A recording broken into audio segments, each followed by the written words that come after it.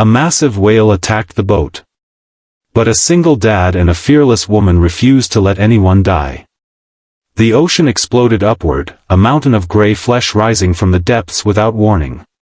The 30-foot vessel tilted violently as passengers screamed, bodies sliding across the deck. In that moment of pure chaos, two strangers locked eyes across the boat, a weathered single father clutching his young daughter and a woman with determination etched into her face. Neither spoke, but both understood. Not everyone would survive this day unless they did something extraordinary. If you're feeling your heart race already, hit that like button and subscribe to join our community of adventure seekers and survival story enthusiasts. Trust me, you'll want to stay until the end to see how these everyday heroes faced nature's most formidable force. The morning had begun like any other tourist excursion off the coast of Monterey Bay. The Pacific waters stretched calm and inviting under clear skies, promising the perfect day for whale watching. Captain Reyes, a veteran of these waters for 20 years, welcomed his passengers aboard the Horizon Seeker with practiced ease. Ladies and gentlemen, welcome aboard. I'm Captain Miguel Reyes, and I'll be guiding you through one of the most magnificent marine sanctuaries in the world today. Please listen carefully to our safety briefing. Among the 23 passengers was Daniel Harmon, a 38-year-old construction manager who had promised his daughter Lily this trip for her 10th birthday. 6 months after losing her mother to cancer, Lily's smile had finally returned at the prospect of seeing the gentle giants of the ocean. Daniel watched her now, leaning against the railing with anticipation brightening her eyes, her dark curls dancing in the breeze. "Dad, how big do you think they'll be?" she asked, stretching her arms wide. Daniel chuckled, extending his own arms further. "Much bigger than that, sweetheart. Bigger than our whole house." Across the deck stood Amara Chen, a marine biologist on her day off.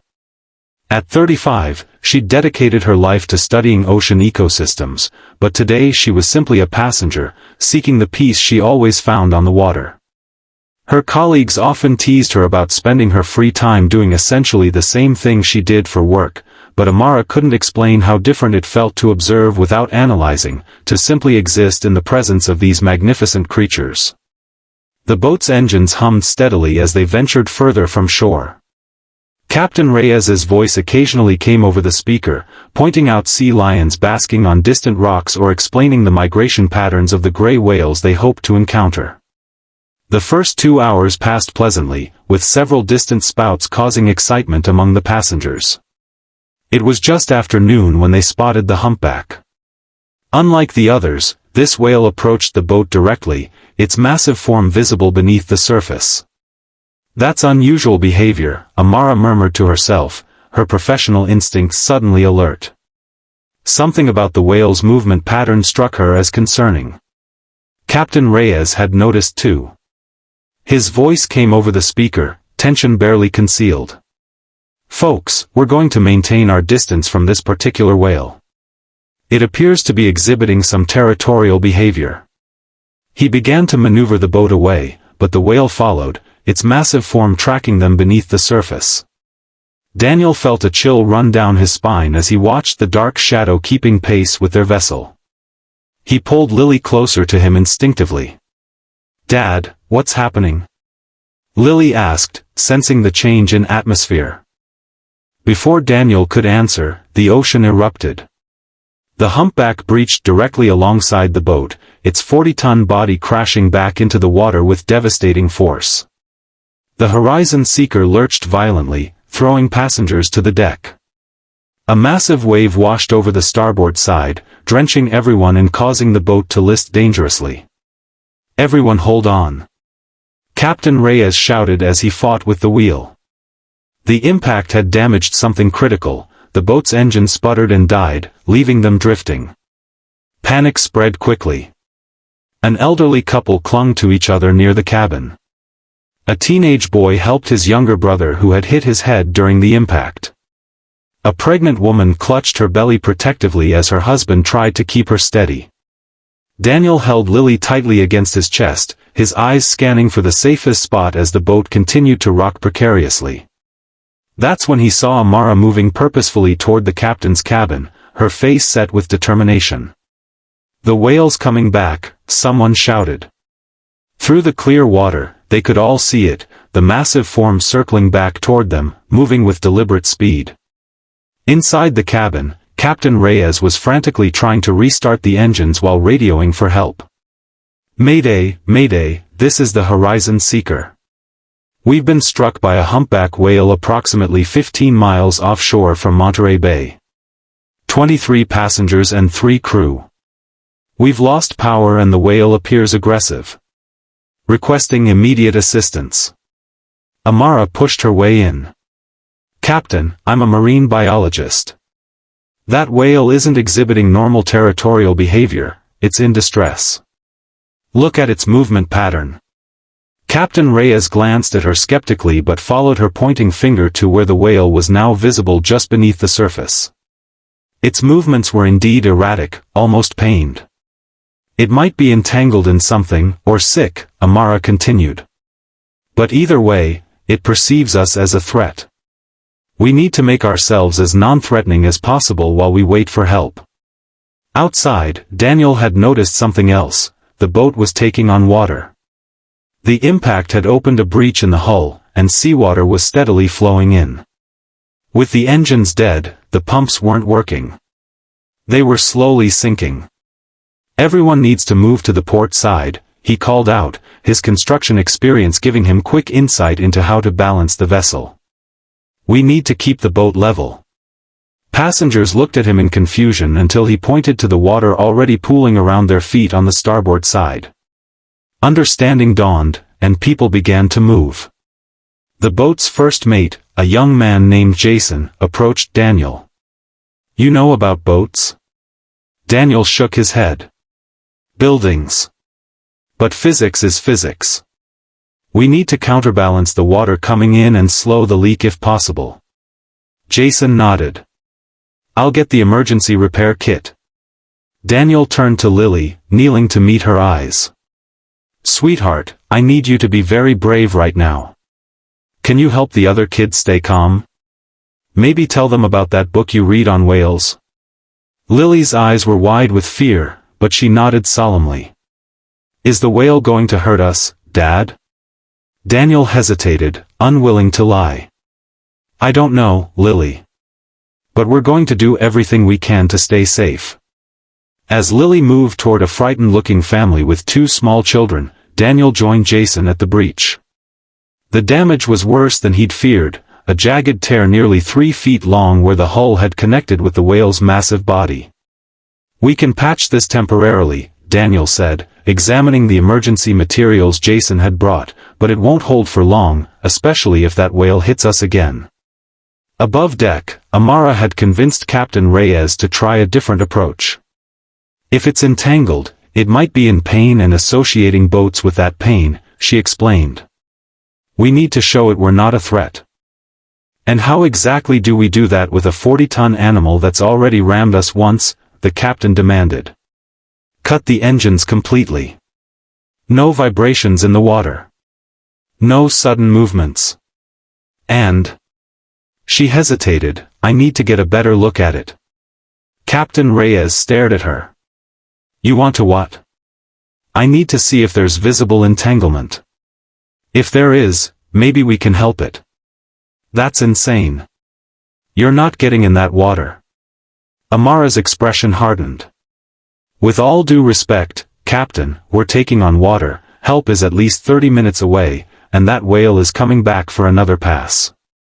If we don't change the dynamic, we're all at risk." Their argument was interrupted by the boat shuddering again, not from impact this time, but from the whale surfacing nearby, its massive eye seemingly fixed on their vessel. The passengers fell silent, awestruck by the creature's proximity and size. In that moment of stillness, Amara noticed something, a flash of color against the whale's dark flank. Not natural coloration, but something artificial. "Fishing gear. There," she pointed. "It's entangled in fishing line. Probably has been for days, maybe weeks. It's exhausted and in pain." Captain Reyes saw it too and swore under his breath. "Even if you're right, we can't help it. Not without endangering everyone on board. Below deck, the temporary patch Daniel and Jason had applied was already showing signs of strain. Water continued to seep in, slower but steady. The boat was sitting lower in the water, and Daniel estimated they had perhaps an hour before the situation became critical. He made his way back to the upper deck, finding Lily helping distract the younger children by teaching them whale songs. His heart swelled with pride even as fear gripped him. He couldn't lose her. Not after everything they'd been through. Daniel approached the captain's cabin just as Amara was exiting, her face set in determination. "What's happening?" he asked. Amara glanced at him, seeming to truly notice him for the first time. "The whale is entangled in fishing gear. It's in pain and sees us as a threat. I'm going to try to help it." "Help it how?" "I'm going in the water." Daniel stared at her in disbelief. "That's suicide." "Maybe. But if I don't, that whale will hit us again, and next time might sink us completely." She gestured to where the massive creature was circling, each pass bringing it closer to the boat. "I've worked with entangled whales before. Not in the water, but I know the protocols." "You can't go alone," Daniel said, surprising himself. "You'll need someone to spot you, to pull you back if necessary." Amara studied him. "You have a child on board." Daniel looked over at Lily, who was now leading the children in a quiet game. "I know. That's why I'm volunteering. I need to make sure she gets home safely." Captain Reyes emerged from the cabin, his face grim. "Coast Guard is 35 minutes out. Another whale-watching boat is diverting to our location, but they're at least 20 minutes away." He noticed Daniel. "How's it looking below?" "Not good. The patch won't hold much longer." The captain ran a hand over his face. "We need to prepare the life rafts, just in case." "Captain," Amara said firmly, "I'm going in the water to try to help the whale. If I can remove even part of the entanglement, it might calm down enough to leave us alone." Captain Reyes looked like he wanted to argue but instead nodded reluctantly. "What do you need?" "Diving gear if you have it. A knife. And someone to spot me from the deck." "I've already volunteered," Daniel said. The captain looked between them, then nodded again. "Jason will get you what we have. But I want a safety line on you at all times," he told Amara. "First sign of danger, we pull you back." As Jason gathered the equipment, Daniel went to Lily. He knelt beside her, taking her small hands in his. "Lily, I need to help someone do something important to keep us all safe." Her dark eyes, so like her mother's, searched his face. "You're going in the water with the whale, aren't you? I heard the lady talking about it." Daniel shouldn't have been surprised, Lily had always been perceptive. "Yes. But I'll be very careful, and I'll be helping from the boat. The lady is a scientist who knows all about whales." Lily's lip trembled. "Promise you'll come back?" Daniel pulled her into a tight hug, breathing in the scent of her hair. "I promise, sweetheart. I will always come back to you." Minutes later, Daniel stood at the railing with Amara, who was now dressed in a wetsuit that was slightly too large for her, borrowed from one of the crew members. She had a diving knife strapped to her leg and a small pair of cutting shears designed for fishing line. "The plan is simple," she explained to Daniel and Captain Reyes. "I'll approach slowly, non-threateningly. If I can get close enough to cut even part of the entanglement, it might provide some relief. The whale should recognize that as help." "And if it doesn't?" Daniel asked. Amara met his gaze steadily. "Then you pull me back. Fast." The safety line was secured around her waist, with Daniel and Jason holding the other end. The passengers had been moved to the port side, both to balance the boat and to keep them away from the potential danger.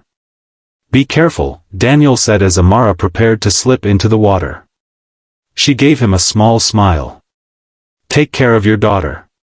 With that, she slid quietly into the ocean, barely making a splash. The water was cold and clear, visibility good enough that she could immediately see the massive shape of the humpback about 30 yards away. On deck, Daniel kept his eyes fixed on Amara's form as she began to swim slowly toward the whale, her movements deliberate and non-threatening. The safety line played out steadily through his hands. "Dad?" Lily had appeared at his side, despite his instructions to stay with the other children. "Lily, you should." "I want to help," she said firmly. "I've read all about whales. They're intelligent and can understand when humans are trying to help them." Daniel wanted to send her back to safety, but something in her expression stopped him. She had her mother's determination. "Stay right beside me," he said finally. "And if I tell you to go, you go immediately. Understand?" She nodded solemnly. In the water, Amara was making slow progress toward the whale, which had stopped circling and was now watching her approach. Its massive eye, intelligent and wary, tracked her movements. The entanglement was clearly visible now, a thick fishing line wrapped around the base of the whale's pectoral fin and trailing back along its body, cutting into the flesh in places. No wonder it was in pain and agitated. Amara stopped about 15 feet from the whale, floating motionless, letting it become accustomed to her presence. Then, with excruciatingly slow movements, she began to approach again. On deck, Daniel held his breath. Beside him, Lily whispered, "She's so brave." "Yes, she is," Daniel agreed, his eyes never leaving Amara's form. The whale remained still as Amara finally reached it, her hand extending to gently touch its skin. For a moment, everything was perfectly still, the woman and the whale suspended in a moment of connection. Then Amara began to work on the entanglement, her knife carefully sawing at the thick line where it cut most deeply into the whale's flesh. The whale flinched once but didn't move away, as if understanding her intent. "It's working," Lily breathed. "The whale knows she's helping." Daniel wasn't so sure, the massive creature could change its mind in an instant, but he kept that thought to himself. "Keep the line steady," he instructed Jason. Minutes passed with agonizing slowness as Amara worked. She managed to cut through one section of line, then another, freeing the whale's pectoral fin from the worst of the constriction. Blood clouded the water briefly where the line had cut deep. Then, without warning, the whale moved. Not aggressively, but suddenly enough that Amara was caught in the current of its massive body shifting. She tumbled in the water, momentarily disoriented. "Pull her back!" Captain Reyes shouted. Daniel and Jason began to haul the line, but it had become tangled around Amara's leg in the tumult. She struggled to free herself as the whale continued to move, its massive tail coming dangerously close to her. "She's stuck!" Lily cried, pointing. Daniel made a split-second decision. Securing his end of the line to the railing, he stripped off his jacket and shoes. "Keep hold of this," he told Jason. "If I tug twice, pull us both in as fast as you can." Before anyone could stop him, Daniel dove into the water. The cold hit him like a physical blow, but he pushed through it, swimming powerfully toward Amara. Years of construction work had kept him strong, and he reached her quickly. Amara's eyes widened in surprise as he appeared beside her. The whale was still nearby, its massive form casting shadows through the water. Daniel gestured to her tangled leg, and she nodded understanding. Together, they worked to free the line, their movements hampered by the need to stay calm and non-threatening to the whale watching them. On deck, Lily stood frozen, her hands gripping the railing so tightly her knuckles were white. "Please be okay, Dad," she whispered. "Please." Underwater, Daniel finally managed to untangle the line from Amara's leg. He gave her a thumbs up, then tugged twice on the safety line. Immediately. He gave her a thumbs up, then tugged twice on the safety line. Immediately, Jason and the crew hauled them back toward the boat, water splashing violently around them. Amara gasped for air, but Daniel held her steady, both of them drenched and exhausted. The whale, sensing the release of the entanglement, circled once, then dove deep beneath the waves, leaving only ripples behind. The passengers erupted in cheers, hugging one another, their fear replaced with relief. Daniel helped Amara onto the deck, their eyes meeting for a brief moment of mutual respect and awe. "You were incredible," he said, voice heavy with exhaustion and admiration. "And so were you," Amara replied, a small, victorious smile spreading across her face. "We couldn't have done it without each other." Lily ran into her father's arms, burying her face in his drenched shirt. "Dad, you're a hero," she whispered. Daniel chuckled softly, brushing her hair back. "No, sweetheart. Today, we were all heroes."